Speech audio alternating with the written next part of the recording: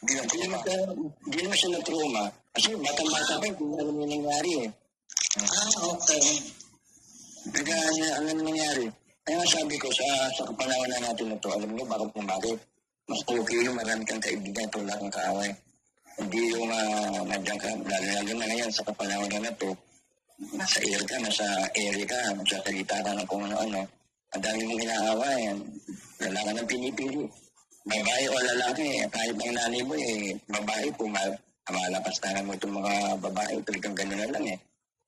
Doon ka nagsasalita ng kay Ate Celia, sabi ko, hindi ko gusto yung bibig niya, sabi ko gano'n. Kasi, minsan na niya sinabi, inulit-ulit niya, lagi pa niya minumura yung mga babae, sabi ko. Takot na ngayon maging matapang dahil isang tumba ka na lang ngayon. Ang hirap maging matapang ngayon. Hindi na katulad ng dati. Ngayon, pag maging ano ka lang, gusto. Akatakot na ang panahon ngayon. Kaya laging kailangan medyo talagang. Ako natatakot. Kaya naman kasi matapang kasi iniisip nila wala sila sa Pilipinas. Ganun yung Ganun nga yun. yung tapang mga kapatid, iba-iba klaseng tapang yan eh. Merong tapang na iba, yung talagang grabe, meron namang hindi. You know, yung Tapang lang sa bunganga. May tapang lang din sa bunganga. Ganon. nalalaban mo lang yung... Oo, tapang na drawing. Drawing pa lang. Consider na matapang din yun. Which is literally na yung tinatawag nating matapang na Mahirap maging matapang.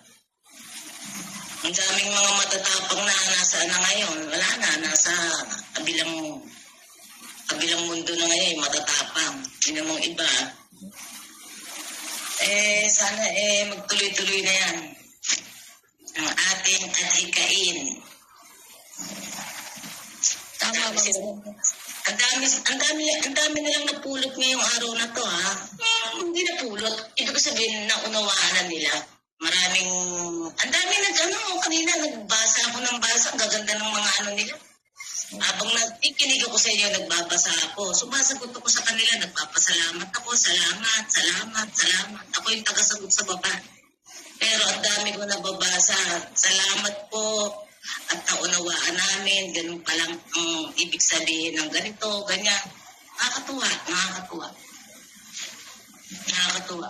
Siguro naman talagang napakadami ng mga matatalinong tao ngayon na nalalaman nila at nakikita nila kung sino yung mga susundan nila, kung sino yung mga pakikinggan nila.